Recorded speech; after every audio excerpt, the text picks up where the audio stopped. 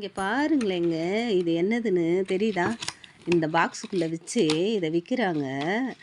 எங்கள் பாப்பா காய்கறி வாங்கும்போது இதை சேர்ந்து போட்டு வாங்குச்சு, வேணுமா அப்படின்னு கேட்டுச்சு. எனக்கு இது ரொம்ப பிடிக்குங்க. ஒரு தடவை கூட நாங்கள் செடியை இந்த இதோட விதைய இங்கே போட்டு விளைய வச்சுருந்தோம். அது வந்து நம்ம ஊர் பழம்.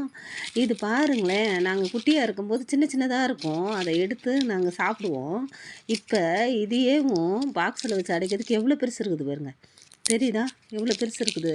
நல்லா குண்டாக இருக்குதுங்க. அவ்வளோ சண்டியெலாம் இருக்காது ஊரில். சின்ன சின்ன பழம் இருக்கும். ஒன்று ஒன்று இருந்தால் நெய் தக்காளின்னு சொல்லுவாங்க, இல்லை சொடக்கு தக்காளின்னு சொல்லுவாங்க. இதோட காயை ஊதி நெத்தியில் அடித்தோன்னா டப்புன்னு சவுண்டு கேட்கும்.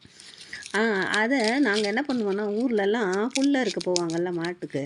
அப்புறம் அந்த மலை இருக்குது பார்த்தீங்களா? மலை பக்கத்தில் தோட்டம் இருக்கும். எல்லா தோட்டத்துலேயும் சரி, ரோட்லேயும் சரி, அங்கே காடு தானே, எல்லா இடத்துலையும் இருக்குங்க. இந்த சோளத்தட்டெல்லாம் போட்டிருந்தாங்கன்னு வச்சுக்கோங்களேன், அதுக்குள்ளெல்லாம் அந்த செடி தன்னால் முளைச்சி வந்துடும். மழை பெய்யும்போது அந்த தண்ணியில் அப்படியே எங்கள் ஊரில் இது நிறையா கிடைக்குங்க. இது அந்த கல்லி இல்ல, சப்பாத்தி கல்லி, அதோட பழம். அப்போ அதெல்லாம் எங்கள் அம்மா கூட எங்கள் ஆச்சி கூடலாம் போனோன்னு வச்சுக்கோங்களேன், எங்கள் மாமா கூடலாம் போனால் அந்த சப்பாத்தி களி பறித்து கொடுப்பாங்க. இது பாருங்களேன், இப்போ இது பாக்ஸில் வச்சு 60 ரூபான்னு விற்கிறாங்க. 60 ரூபாயோ 65 ரூபாயோ. பார்த்தோன்னே எங்கள் சின்ன பாப்பாவுக்கு இது ரொம்ப பிடிக்கும். ஏன்னா ஊருக்கெலாம் இதுங்க போனது கிடையாது, பார்த்தது கிடையாது. அந்த தக்காளிலாம் இங்கேயே இருக்கிறதுனால தெரியல.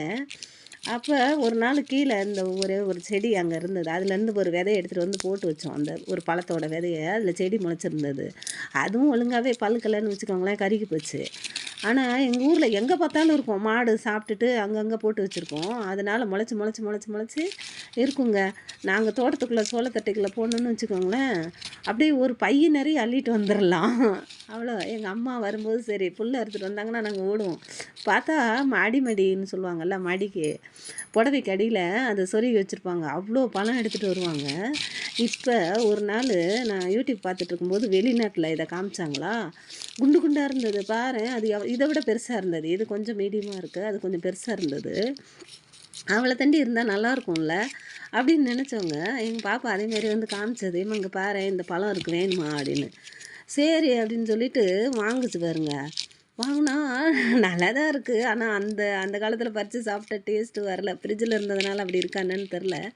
ஆனால் பாருங்கள் எவ்வளோ அழகாக, எவ்வளோ குண்டாக சூப்பராக இருக்குதுன்னு பாருங்களேன். நாங்களாம் மாடு பற்றிட்டு போனாலும் சரி, புல்ல இருக்க போனாலும் சரி, இது ஒரு பை அள்ளிட்டு வந்து வீட்டில் உட்காந்து சாப்பிடுவோம்.